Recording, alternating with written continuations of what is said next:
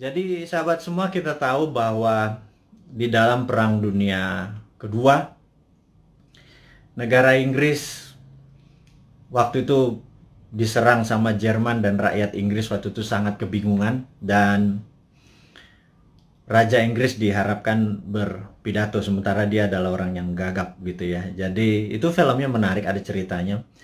Dan momen itu menjadi momen of greatness di mana dia memaksa dirinya berpidato, mengarahkan bangsanya, memberi motivasi, dan akhirnya Inggris menang perang gitu ya. Nah, setahun yang lalu ketika terjadi lockdown pertama kali kita ya, tahun 2020, kita harapkan pejabat-pejabat nasional Indonesia ini memberikan arahan, memberikan masukan kepada rakyat dan bangsanya.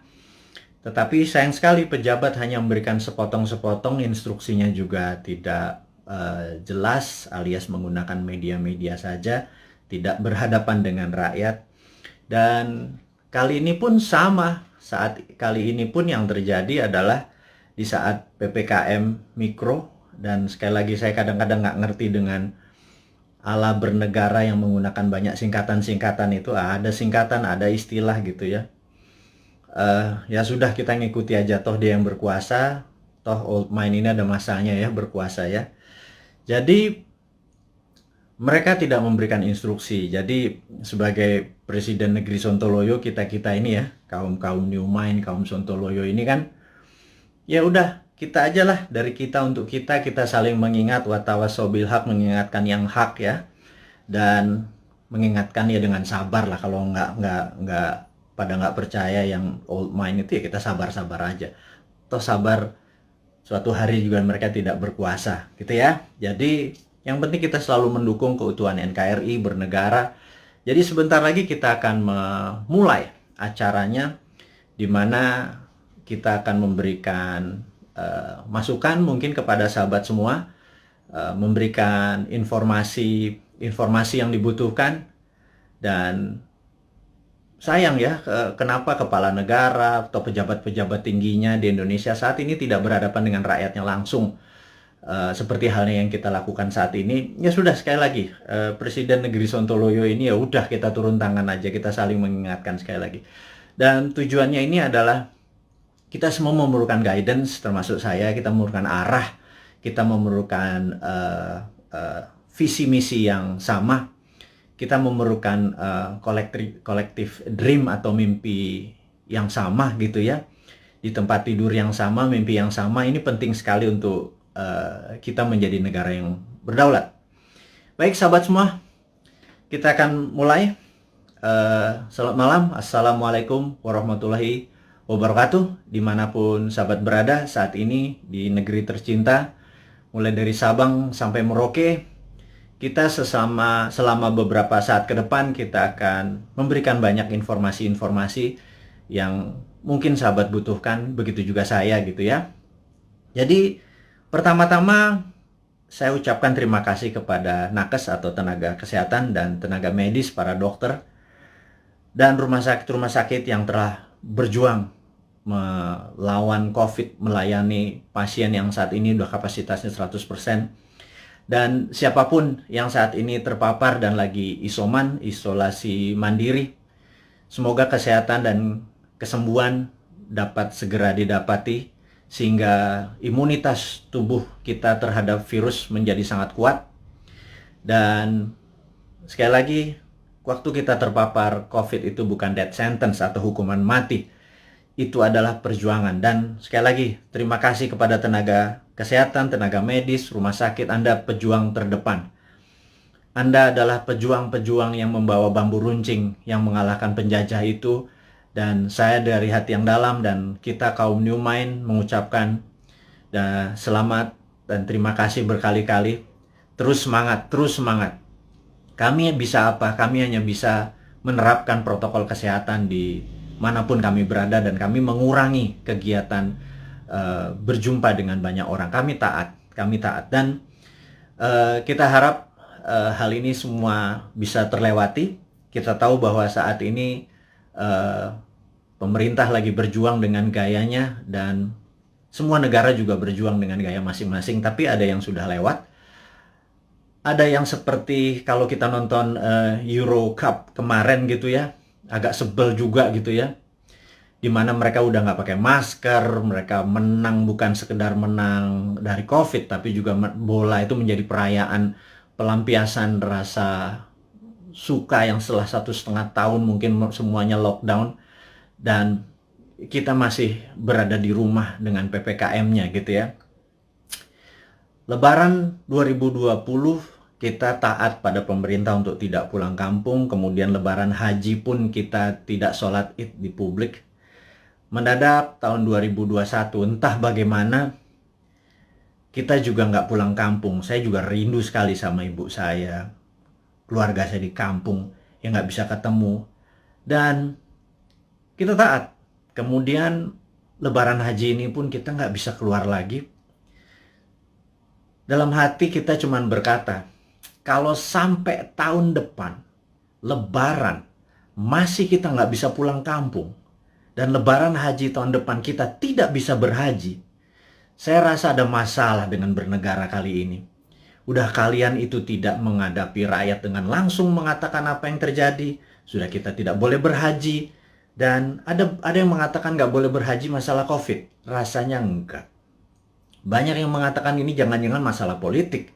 Karena kita negaranya miring ke salah satu kekuatan politik dunia gitu ya, yaitu Tiongkok. Itu kita jujur-jujur aja.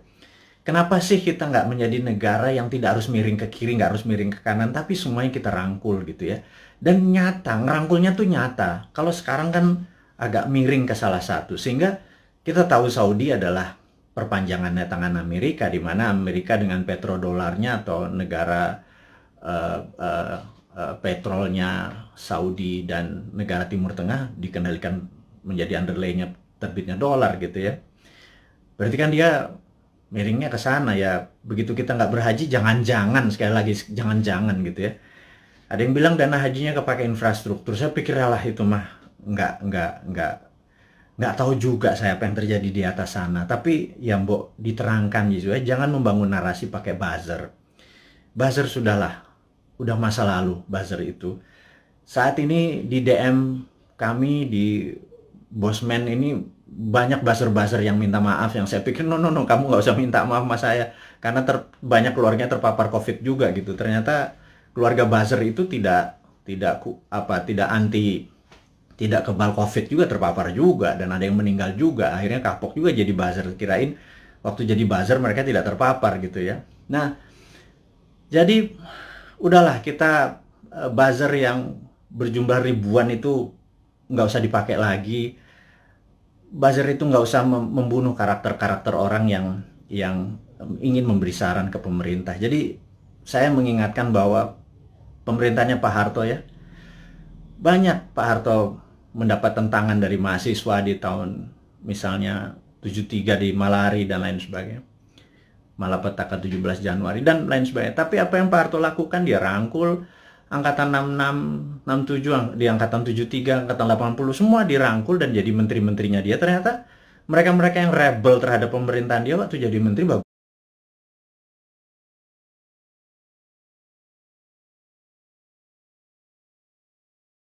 semua gitu ya. Dan jadi saya sarankan, ini bukan saya ngarep jadi komisaris loh ya, bukan loh ya, nggak gitu-gitu amat gitu. Tapi kalau ada beda pendapat, coba didengarlah. Kita nih cinta tanah air kok gitu ya. Niat kita satu, niat kita bersatu gitu ya. Jadi janganlah dibangun narasi malah karakter kita dibunuh. Bahkan kemarin ada Anti Mardigu yang menyatakan kita pro komunis, cinta PKC, Partai Komunis Cina. Orang-orang nggak akan pernah impress dengan informasi seperti itu. Terus kita membangun bala muda, dianggap kita membangun pasukan kelima seperti Partai Komunis Indonesia dulu. Membangun kekuatan petani diminta bersenjatai. Kemudian sewaktu Bosman mengambil pasukan muda, teenagers, yang berusia 14-20 tahun ya, yang belasan tahun itu, yang pendidikan Pancasilanya sedikit, yang mengetahui bela negaranya juga sedikit, terus kita bangun kekuatan dengan teen camp, bala mudanya kita bangun, summer camp 4 hari kita didik, apa yang kita ajarkan di Lemhanas kita ajarin ke anak-anak, kita ajarin disiplin militer, kita menjadikan anak-anak ini adalah patriotis nasionalis, itu dicap untuk membangun kekuatan untuk anti pemerintah oleh buzzer-buzzer. Saya pikir Anda keterlaluan gitu ya. Iya, dan saya yakin orang-orang yang menjadi sahabat Newman ini nggak pernah percaya dengan apapun yang buzzer-buzzer itu lakukan. Dan karakter-karakter kayak gitu udah kuno lah gitu ya. Anak-anak sekarang zilenial, milenial ini sangat-sangat pinter dan nggak kemakan lah sama buzzer. Anda sudahlah tobat aja lah para buzzer itu dan bersama-sama bangun narasi, jangan memecah belah bangsa gitu ya. Dan itu tadi informasi mengenai COVID. Jadi saya rasa malam ini saya ingin share sedikit tentang COVID ya. Jadi di seluruh dunia sudah 3,2 miliar vaksin tersebar, dan sahabat saya di Amerika baru aja pagi tadi menelpon saya, jadi malam di sana, bahwa Amerika itu menarik bahwa 49,1% adalah natural herd immunity, alias mereka terpapar dan sembuh sendiri. Kemudian 13 sekian persen menggunakan vaksin. Jadi kalau 49 tambah 13 mereka sudah hampir 70%, alias sudah kena herd immunity-nya. Jadi kalau 10% lagi divaksin dalam waktu 3 atau 4 bulan, kemudian Amerika sudah melewati herd immunity. Dan Eropa juga sama. Saya pernah menceritakan di video narasi bahwa pemerintah Belanda menyatakan menggunakan herd immunity. Jadi benar-benar dilepas warganya, dikasih vitamin, dan sistem rumah sakit dikuatin dan dilindungi mereka-mereka yang rentan, ada komorbid dan usia tua. Dan terbukti bahwa sekarang negara-negara Eropa bahwa 40% menggunakan natural herd immunity, yang 20-30% pakai vaksin. Jadi vaksin minoritas, mayoritas adalah menggunakan herd immunity. Indonesia saat ini mungkin yang herd immunity berdasarkan data di bawah 10%, yang terpapar dan sembuh, yang tanpa gejala dan lain sebagainya. Kemudian yang kita baru berapa persen ya, dengan kecepatan 250.000 suntik per hari, 3 tahun lagi kita mendapatkan herd immunity itu mungkin sekarang baru 20-25% yang sudah dikatakan kebal gitu ya. Jadi mencapai 70%, 80% pencapaian ini masih cukup lama. Jadi saya pikir kita ada ya, sekali lagi bukan salah bernegara lah. Keputusan kemarin tidak tepat, tetapi jangan sampai sekali lagi tahun depan menjadi tidak tepat. Kita udah 4 kali minus loh, kuartal 4 kali minus growth ekonominya, 4 kuartal. Itu sebenarnya berat nanti ya. Sekarang kita bicara COVID dulu. Jadi Tiongkok saat ini sudah mencapai 70% juga imunitasnya, dan mereka mengatakan mereka memakai vaksin. Tapi sekali lagi, data dari Tiongkok saya nggak pernah percaya utuh, karena negara komunis itu memiliki propaganda. Malah feeling saya sekali lagi, rasanya Tiongkok menggunakan herd immunity juga, alias 40% dari populasi menggunakan natural herd immunity. Mereka terpapar dan mereka sembuh, dikasih vitamin dan dikasih sarana kesehatan. Yang 30% atau 40% baru pakai vaksin, sisanya vaksinnya diekspor ke luar negeri. Jadi jangan-jangan Tiongkok sendiri pakai herd immunity natural gitu ya, dan sementara kita pakai herd immunity vaksin gitu ya. Semuanya benar. Saya tidak anti vaksin, saya sangat mendukung vaksin. Vaksin terbukti mengurangi tingkat fatality atau tingkat kematian. Jadi divaksin itu penting. Tetapi lebih penting lagi kalau herd immunity natural, kekuatannya natural alami gitu ya. Nah, vitaminnya multivitamin biasa, B kompleks, B12, vitamin C, vitamin D plus matahari, olahraga, makan sehat dan lain sebagainya. Itu adalah basic untuk meningkatkan imunitas, dan kemudian mineral-mineral dan lain sebagainya.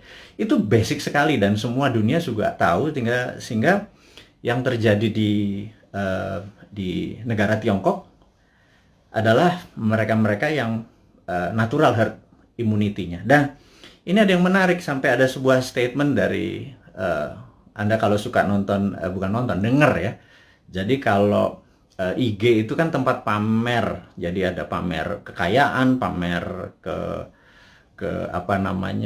perjalanan dipamer-pamerin. Kemudian kalau di TikTok itu beda, generasi TikTok sama generasi IG beda. Kalau di TikTok itu Anda harus sombong gitu. Kalau IG begitu sombong Anda diledekin. Kalau di TikTok Anda harus sombong. Anda di rumahnya punya lift bilang, wah gila, rumahnya dia ada lift gitu. Dan nggak ada, bagi anak TikTok tuh biasa aja. Anak TikTok adalah anak zilenial, anak IG adalah anak milenial. Dan mereka ini adalah orang-orang yang well informed atau terinform bagus dengan dunia digital. Dan jadi sekali lagi kembali ke masalah COVID, jadi Indonesia memilih menggunakan vaksin gitu ya, sementara negara-negara Eropa menggunakan natural herd immunity. Oke, nggak apa-apa. Yang penting sekarang kita adalah menjadi negara yang harus terbebas dan menang dari COVID. Dan saya sangat menyarankan, ini yang saya sangat menyarankan nih, kan kita kan presiden, negara kita adalah Republik Sontoloyo, jadi Republik Indonesia terkadang kita menyebutnya negara tetangga gitu ya.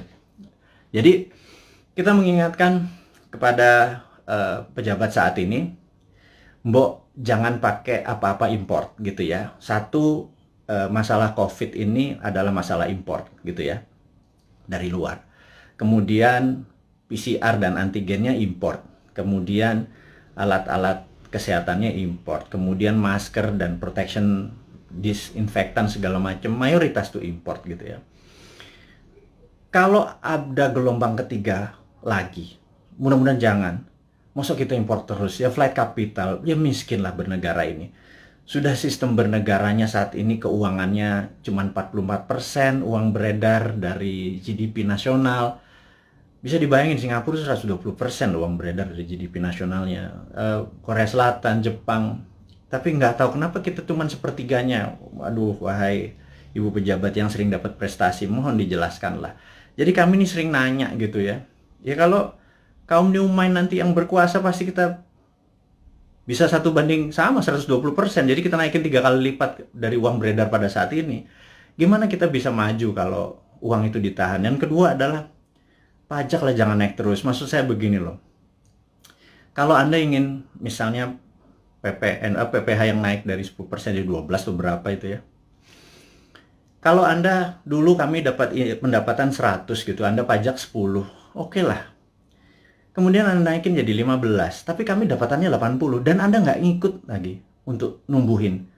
Ya kami juga nggak ikhlas kayaknya ngebayar. Jadi gini lah, kalau memang mau naikin 15%, 20% sekalipun nggak apa-apa. Tapi kalau tahun lalu kami dapat 100, pastikan tahun ini kami dapat 300 gitu. Dengan kebijakan yang Anda mendukung dunia kerja atau dunia UKM. UKM itu paling menderita pada saat ini, entah bagaimana. Nomor satu ya, kalau mau maju, kita semua tahu, rule of thumb-nya untuk maju negara itu sangat sederhana. Yaitu kredit selalu tumbuh di atas 15% setiap tahunnya daripada tahun belakangan. Jadi kalau tahun lalu 100 ya tahun ini 115. Minimum dengan naiknya 15% dari kredit tadi, negara naik 7%. Kalau sekarang jangankan 4%, 5% naik. Jadi kalau growth-nya cuma 2% malah minus itu ya wajar karena uang terlalu ketat. Dan apa sih susahnya Anda untuk memprinting money berbasis production gitu loh. Kita udah ingatkan berkali-kali dari 2016 Bosman Sontoloyo ini mengingatkan MMT itu modern monetary theory yang digagas oleh Michael Hudson itu bukan isapan jempol. Kita cuma beda mazhab aja. Anda Keynesian, kita post Keynesian.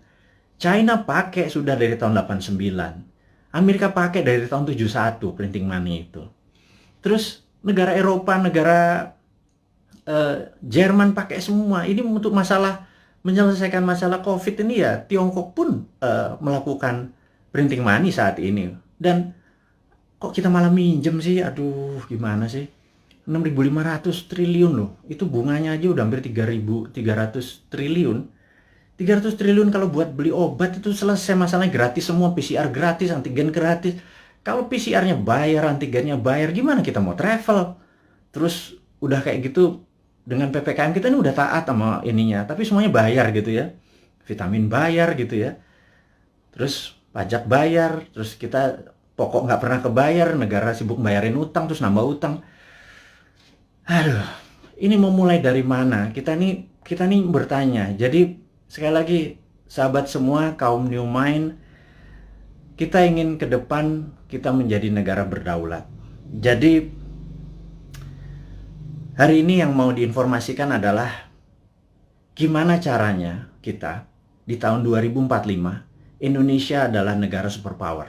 Udah ya, itu adalah tema hari ini. Kenapa kita bilang ada yang penting dari Bosman hari ini mau mengumumkan sesuatu, yaitu kita ingin tahun 2045 pada saat Indonesia 100 tahun, Indonesia Emas, Indonesia menjadi negara superpower, bukan sekedar negara kaya lagi, negara superpower. Kita nggak bisa tumbuh hanya 5% atau 7% seperti janji-janji kemarin di dalam kampanye. Nggak bisa. Kita tumbuh harus lebih powerful dari angka-angka itu. Terus bagaimana membuat ini berdaulat gitu ya? Oke, sahabat semua. Saya ada beberapa informasi sebelum kita masuk ke topik ke sana, bahwa kita tahu saat ini negara-negara sudah kena herd immunity-nya dan kita masih belum. Dan penting untuk kita memberi informasi adalah begini. Sahabat, saya mengingatkan kita masuk ke topik berikutnya setelah tadi ini masuk. Jadi beberapa kali kita kalau naikin informasi di IG, toto bisa hilang gitu ya. Kemudian di sosmed yang lain seperti YouTube, channel kita sering di warning, sering diperingati dan hilang. Di Facebook, jadi kita udah berapa kali hilang, terus 7 kali kita diperingati Facebook, IG, Twitter kita hilang, terus YouTube kita pernah hilang gitu ya. Dan ternyata saya baru memahami setelah algoritma teman-teman melihat dan dilaporkan, ternyata cara menghilangkannya gampang. Begitu mereka tidak ingin video atau tulisan segala macam itu, sekelompok buzzer adalah menginformasikan, melaporkan bahwa ada unsur porno, ada unsur dan lain sebagainya, sehingga pemilik sosial media yang tidak bisa berbahasa Indonesia itu pokoknya dapat laporan, terus mereka kasih peringatan kita gitu ya. Agaknya ide-ide kita ini sudah mulai menakutkan baik globalis di internasional ataupun pemikiran bernegara. Padahal kita tidak berniat untuk revolusi, berkudeta. Kita ingin negara kita utuh dan kita ingin negara kita menjadi negara berdaulat di 2045. Kita tidak tergantung pada negara asing gitu ya. Yang kita tanyakan misalnya pada saat kita taat, tapi TKA asing masuk. Anda datang deh jam 12 malam, jam 2 malam ke Soekarno-Hatta pakai masker ya, sama disinfektan. Anda bisa lihat ada 300 orang, 500 orang, terus mereka nggak ada karantina. Pertanyaan sederhana, kenapa nggak dikarantina sih? Gitu aja. Segitu kuatnya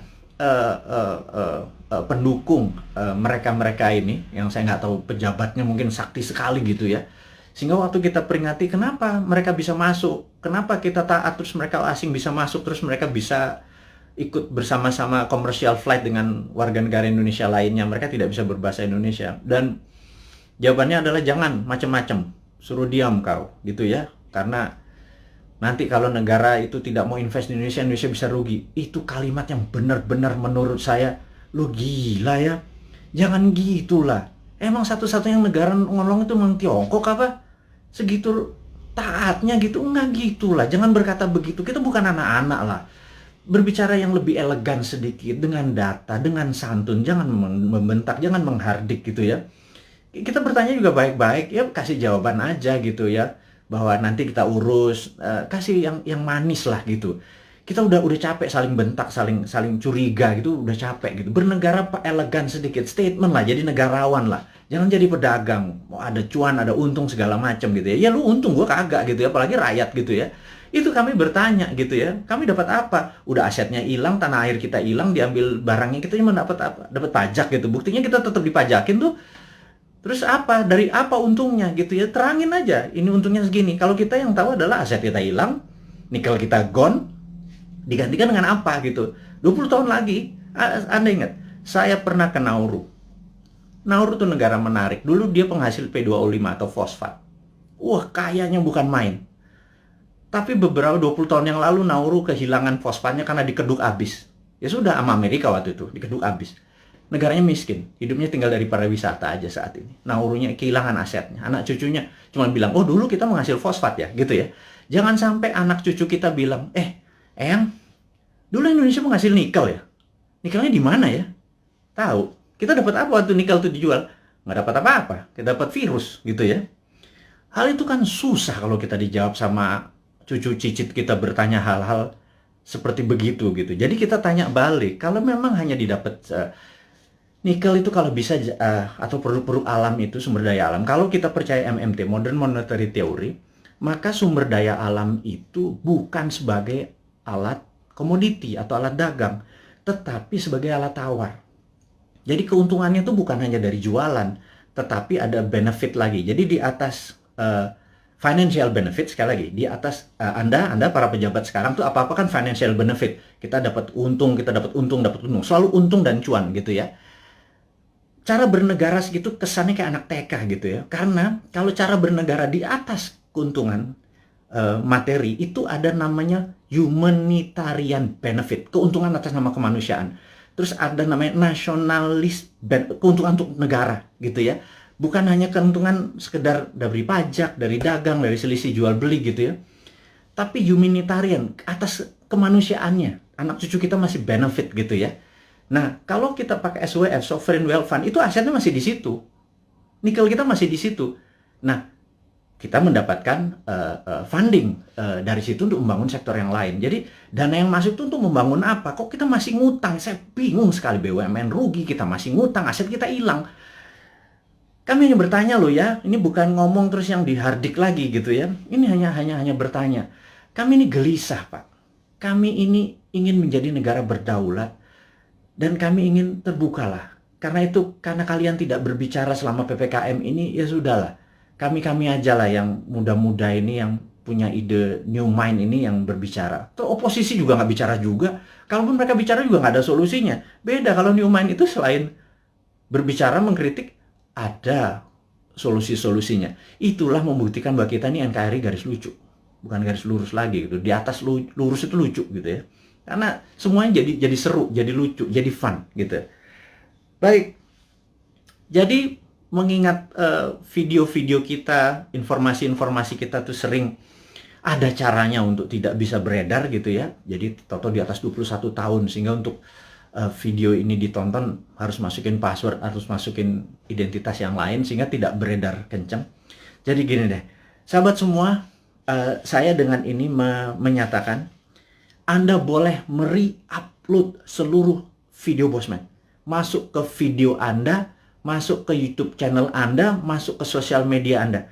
Kalau Anda dapat AdSense, dapat uang dari iklan yang masuk, ambillah semua itu untuk Anda.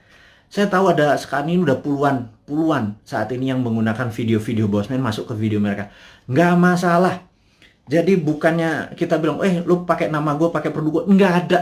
Karena di sini bukan uang yang kita harapkan dari kepentingan-kepentingan video-video tadi. Video tadi adalah untuk kesadaran bernegara. Jadi saat ini video Bosman hanya ditonton 1 juta viewer per hari. Dengan Anda, sahabat semua, ada 9.000 saat ini. Kalau Anda share atau upload satu aja, apalagi semuanya ya, ada 600, sudah hampir 600 itu. Dan Anda dapat financial benefit. Saya tahu, banyak sekali ada yang pernah lapor ke saya, terima kasih Pak, saya dapat 17 juta komisi fee dari AdSense YouTube bulan ini, dari video-video Bapak. Saya bilang, ambil lah, saya bilang kayak gitu. Itu Anda semua bisa benefit dari itu semua. Tapi poinnya adalah jika suatu hari YouTube channelnya Bosman dan itu Bosman di drop atau di block atau di take down atau diapain lah, terserah. Misi-misi kita tetap tercapai. Sekali lagi, ini bukan masalah uang. Ini adalah masalah bagaimana mengedukasi supaya tahun 2024, pada saat Old Mind ini sudah di masa ujung pemerintahannya, kita bisa, ide kita diterima. Bosman bukan mau jadi presiden, gue mau jadi lord. Jadi nggak ada cita-cita untuk, yang penting idenya. Ganti semua ide tua itu semua. Masuk kalau si A yang jadi tetap pakai IMF, si B yang jadi tetap pakai obornya Cina. Coba aja lihat sekarang yang di etalase di 2024. Semuanya pasti begitu jadi. Tanya deh, begitu jadi pasti pakai itu lagi. Bernegaranya taat sama Amerika lagi, takut sama Tiongkok lagi gitu ya. Jadi oke lah. Siapapun nanti yang jadi, mereka akan bilang, Bosman, gue ambil konsep lo ya, karena ini membuat Indonesia berdaulat. Apa jawaban saya? Ambil, Jo. Gitu ya, kalau kita Manado nih, ambil lah, kita bilang gitu. Nggak masalah, karena ide kita, yang penting ide kita diterima. Nomor satu kan MMT, Modern Monetary Theory, itu adalah printing money. Jadi pasti Bappenas kita adalah orang-orang yang mendesain bernegara ini 12 lapis. Nah, sahabat semua, apa itu desain 12 lapis? Jadi misalnya kita mau buat benang atau baju gitu ya, baju kita kainnya dari mana, benangnya dari mana, mau pakai polyester, mau pakai katun, 100% kapas. Terus kancingnya dari mana, mau pakai resleting dari mana, ada yang pakai batok, ada yang pakai plastik, ada yang segala macam. Itu kita bukan sekedar ini, dan itu semua kita biayai. 12 level itu kita biayai, nanti distribusinya kemana, pakai jalanan apa, mobilnya apa, semua akan kita gunakan produk-produk lokal, dan itu pakai printing money. Jadi printing money itu tidak bisa jalan sebelum project itu dihitung cost accountingnya, ya. Jadi John Bollard ini punya tulisan menarik, namanya Economic at War, itu bukunya. Saya ini penggila buku, jadi hari ini kita baca tentang Economic at War. Jadi di tahun 45, pada saat sebelum perang, di tahun 36 sampai 39, pada saat Amerika dan sekutu Amerika, terutama Amerika dulu belum powerful sekali, jadi negara-negara Eropa itu minta Amerika masuk. Terus apa yang dilakukan adalah mereka minta John Maynard Keynes, ada banyak sekali ilmuwan-ilmuwan, tokoh-tokoh ekonom di masa itu disuruh menghitung cost accounting. Berapa kilogram, berapa ton besi dibutuhkan, ferro, berapa untuk buat amunisi, untuk buat baju, untuk buat makan, itu dihitung cost accountingnya. Untuk buat pesawat, buat tank, buat mobil, buat dan lain sebagainya, dihitung cost accounting. Berapa modalnya, terus dari mana barangnya, dirinci. Syaratnya sederhana. Churchill waktu itu sangat sederhana. FDR juga, Franklin Delano Roosevelt juga perintahnya sama. Ini dua, Inggris sama Amerika memang kompak banget. Mereka cuma bilang, berapa biayanya untuk kami menang perang? Perang itu ada perang sama Jepang dan perang sama Jerman gitu ya. Mereka menghitung totalnya sekian billion dolar. Itu angka dari langit, billion dolar. Begitu mereka printing money, udah. Underlay-nya adalah alat-alat perang tadi gitu ya. Ada inflasi? Nggak ada gitu ya. Makanya saya bilang printing money kok ada inflasi. Saya bilang, lu sekolah di mana sih? Segitu takutnya sama printing money gitu ya. Printing money itu ditakuti kalau tidak ada production yang dibuat gitu ya. Tapi kalau, nah, bukunya baca, namanya The Economic at War. Jadi The Economist at War. Jadi orang-orang memenangkan perang tuh ekonom yang memenangkannya gitu ya. Nah, jadi sama, kita nanti akan sama juga. Kita akan membuat menghitung cost accountingnya, kemudian kita akan printing money, dan UKM kita langsung jalan, ini jalan. Karena kita mau tahun 2024 itu kita menjadi negara berdaulat gitu ya. 2045 kita akan menjadi, dan mulainya dari 2024, karena sekarang kayaknya udah nggak kasihan sekarang ngurusin COVID, terus ngurusin apa, Tiongkok ya udahlah, itu mereka terlalu repot dengan urusan gitu. Nggak mungkin lah bisa menjadi negara berdaulat. Kita cuma ngingetin sekali lagi. Jadi kita harapkan konsep kita ini diterima oleh siapapun yang nanti mau running 2024, konsep kita ini. Jadi kalau Anda, bayangin ber-9.000 kita, upload masuk. Anda buat, kalau nggak punya YouTube channel, Anda buat YouTube channel. YouTube channel Anda sendiri, Anda tinggal ambil tulis kita, terus kasih judul-judul yang jangan terlalu negatif atau terlalu clickbait gitu ya. Kasih yang educate, kasih yang fun, kasih yang lucu, dan lain sebagainya. Sehingga ribuan atau jutaan orang. Saat ini ada 180.000 orang yang ada di internet. Ada 180 juta. Jadi saya harapkan teman-teman bisa memanfaatkan. Kalau Anda dapat 1 juta per hari, Anda bisa hampir 100 juta itu dari AdSense-nya dari YouTube gitu ya. Pakai aja video-video kita ini untuk di-re-upload, di-reshare, dan pakai akun-akun Anda sendiri. Perbanyak itu semua informasi-informasi itu. Anda boleh mengganti thumbnail-nya, mengganti footage-nya. Yang penting voice-nya jangan dipotong. Narasinya gunakan tulisan agar orang menjadi lebih paham, gitu ya. Ini tujuannya bukan untuk memecah belah bangsa, ini tujuannya untuk membuat kita negara berdaulat. Dan cara cerdas bernegara ini sudah hampir 600 video. Sebarkanlah, gitu ya. Kemudian, sahabat semua, kita saat ini ya tadi ada informasinya adalah untuk re-upload. Anda sangat diizinkan menggunakan nama Anda, video-video Bosman. Saya harapkan ada 9.000 sahabat ini punya 9.000 akun yang masing-masing taruh semua videonya Bosman, dan Anda dapat faedah yang sama. Sekali lagi, kita baru mencapai mungkin 1% dari populasi. Bayangin dari 100 80 juta orang yang punya akun di sosial media atau internet, menggunakan internet ini, baru 1 juta yang kita capai. Masih kecil sekali. Gimana cara 100 juta bisa menonton video ini? Dan kalau 100 juta bisa menonton video ini melalui Anda punya channel, ya Anda yang dapat duitnya loh. Bicara itu aja dulu. Di masa pandemi seperti begini, susah bergerak, ya udahlah, YouTube channelnya Anda aktifkan gitu ya. Mudah-mudahan jadi faedah ini bersama. Dan saya mengingatkan bahwa saat ini kita tahu bahwa kita berperang, dunia saat ini berperang. Contohnya lagi. Bisa dibayangkan bahwa di dunia yang perang dunia pertama, yaitu tahun 1914 sampai 1918, 4 tahun. Itu perang dunia 1. Kemudian perang dunia kedua 40 sampai 45, 5 tahun.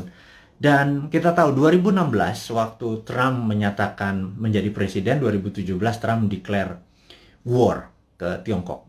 Tapi bukan world war, bukan perang dunia, tetapi adalah economic warfare dengan salah satu strateginya menggunakan trade war, perang dagang. Itu terjadi, dan begitu itu terjadi maka di tahun 2017, sahabat semua ingat, kita mengingatkan dengan, waktu itu belum pakai YouTube, di 2019 kita mengingatkan bahwa everything start with the economic warfare, diakhiri dengan military war, gitu ya. Dan di tahun 2020 untuk menjatuhkan Trump, globalis dan Demokrat Amerika menggunakan tool yang namanya biological warfare, yang namanya COVID, untuk menyerang Amerika. Dan pada saat itu yang disarankan oleh mereka menggunakan masker. Tapi Trump punya analisa sendiri bahwa kalau peristiwa dari Spanish flu itu ada 3 gelombang. Jadi gelombang pertama tertinggi, kedua agak rendah, ketiga terendah. Tapi virus pertama itu paling lemah, kemudian agak kuat, terakhir yang paling kuat gitu ya. Nah, jadi pada saat terlemah ini semua orang terpapar aja supaya tingkat herd immunity-nya tercapai. Dan yang terjadi oleh Trump dilakukan adalah dibebasin aja, toh mereka punya operating sistem dari kesehatannya terbaik di dunia. Dan ternyata terbukti sekarang 49%, 49,1 di Amerika menggunakan herd immunity natural. Dan ini adalah, ya tapi sekali lagi Trump kalah dengan 4 negara bagian yang dalam tanda petik dicurangin katanya. Tapi itu negara Amerika, bukan negara kita. Tapi dia adalah salah satu polisi dunia yang berkepanjangan. Ternyata Biden ini mengambil konsepnya Trump untuk masih berperang juga dengan Tiongkok. Jadi, dan itu adalah perang dunia negara. Kita nggak ikut-ikutan. Tetapi kita di dunia ini perang dengan makhluk yang tidak kelihatan, yang namanya virus corona atau COVID gitu ya.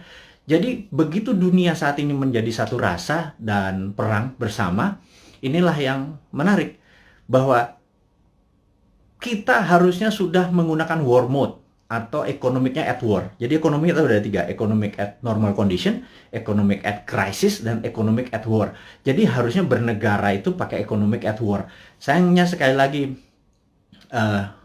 mereka nggak paham saat ini, old mind yang berkuasa ini nggak paham bahwa ekonomi at war tuh gimana ya gitu ya. Sekali lagi, aduh, itu kadang-kadang kita mengelus dada gitu ya, kok ya beda lagi strateginya, ya nggak pakai ngutang jelasnya gitu ya, harus berdikari, berdiri atas kaki sendiri, every country for their own, negara ngurusin sendiri. Jadi begitu kita masuk perang dunia, yaitu 2020 kemarin, 2021 saat ini kita masih dalam keadaan perang, dan WHO serta World Bank sudah mengumumkan bahwa perang ini diperkirakan berakhir tahun 2025. Jadi perang ini masih panjang, sahabat semua. Perang ini kan perang besar itu kan ada battle perang, pertempuran kecil gitu ya. Ini masih banyak di Jawa sekarang, di Bali itu masih ada pertempuran kecil. Dan kita harus memenangkan pertempuran itu untuk memenangkan peperangan. Jadi bayangin kalau kita baru selesai tahun 2025. Jadi baru sebagian yang tahun 2022 lepas sebagian, 2023 lepas sebagian, dan lain sebagainya.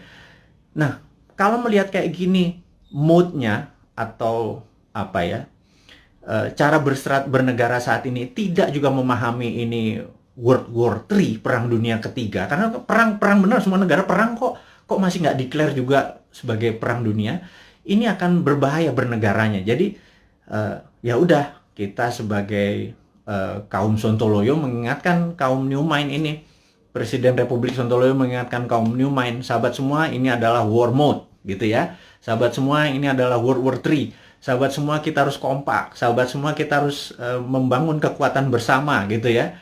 Sahabat semua, kita nggak usah bergantung pada negara lain. Kita bergantung pada kekuatan tanah air sendiri. Nah, gimana cara bergantung pada tanah air sendiri nih? Nah, ini informasi berikutnya mau diumumkan. Jadi sahabat semua, kalau Anda punya UKM, sekali lagi, Anda punya UKM, Anda perlu dana. Saat ini di Santara ada sekitar 2 triliun dana dengan 280.000 investor receh. Ya, sederhana ya, 280 investor itu anggap masing-masing naruh 10 juta rupiah aja untuk invest di portfolio keuangannya, mau invest di UKM Anda. Jadi kalau 10 juta dikali 280 itu 2,8 triliun. Jadi ada 2 triliun. Sahabat semua, kalau Anda punya UKM, Anda perlu dana.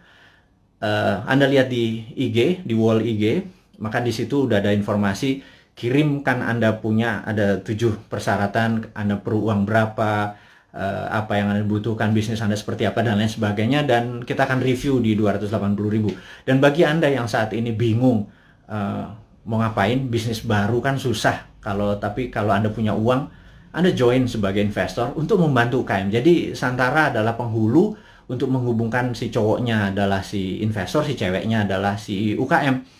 Dan saat ini Santara adalah perusahaan terbesar dan nomor 1 leading di perusahaan urun dana ECF, Equity Crowdfunding, dan ini adalah kontribusi dan itu adalah kontribusi dari komunitas kita New Mind ini untuk membangun ekonomi Indonesia.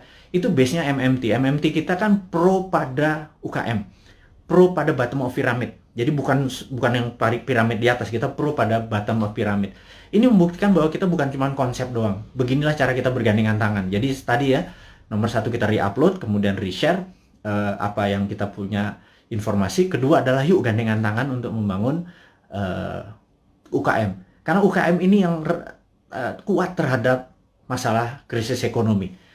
Inilah yang membuat Indonesia nanti take off di 2045 adalah kekuatan UKM yang 40-50 juta itu. Tapi UKM itu mungkin kita bagi 3, ada kecil, mikro, kecil, dan menengah. Saat ini mungkin kita yang menengah dulu ya, ngapunten. Jadi kita belum bisa menolong yang mikro gitu ya, yang juga yang kecil gitu. Kita yang menengah dulu, pelan-pelan. Tangan cuma 2, organisasi kita masih muda gitu ya, baru 3 tahun. Tapi sahabat semualah yang bisa membuat kita bisa menolong menengah, kecil, dan nanti yang ke mikronya gitu ya. Makanya yuk gandengan tangan, kita invest di UKM. Kemudian ada lagi yang kami mau umumkan sekali lagi, teman-teman, bagi mereka yang saat ini ada kondisinya kita tahu nggak stabil ke depannya, tidak ada yang terbaik daripada uang Anda ditaruh di gold atau di emas gitu ya. Jadi daripada, dan emas itu kalau pakai fisik kan bisa bermasalah. Sebentar lagi Dinaran akan menerbitkan ATM Gold. Jadi Anda bisa buka rekening, beli emasnya. Anda bisa ambil kapan saja karena ATM Gold ini kita akan ada di kantor kita, kemudian akan ada di semua mall di Jakarta dulu, dan habis itu nanti ada di semua lokasi. Kita ingin lakukan itu segera. Jadi ini semua adalah untuk bakti kita, gimana caranya kita bergandengan tangan ke depan untuk menjadi negara yang powerful. Sahabat semua, sekali lagi saya mau mereview apa yang kita dapat hari ini adalah negara dalam keadaan perang, dunia dalam keadaan perang. Saya sarankan Anda untuk melakukan hal yang sangat penting yang namanya survival mode. Anda harus survive, Anda harus sehat, Anda harus semangat, Anda terus bersatu, Anda terus berjuang mengalahkan masalah ekonomi, masalah kesehatan. Kita bergandengan tangan, kurangi gerak. Jadi pada saat ada masalah dengan keuangan, yuk kita bergandengan tangan dengan Santara. Yuk nabung di Dinaran. Dan jangan banyak gerak dulu. Sabar. Jadi kita momen ini adalah segalanya. Jadi survival mode. Jadi saat ini ikuti aturan pemerintah untuk PPKM, stay healthy. Teman-teman semua, di akhir informasi hari ini kita ucapkan sehat selalu, semangat selalu, bersatu selalu. Gunakan seluruh kekuatan Anda untuk membangun Indonesia, terus berprasangka baik, terus kompak, dan percayalah Indonesia akan menjadi negara berdaulat di tahun 2024 mulainya, dan di 2045 Indonesia akan menjadi negara superpower. Dari saya, selamat menikmati hari Minggu. Sukses buat Anda semua. Wassalamualaikum warahmatullahi wabarakatuh.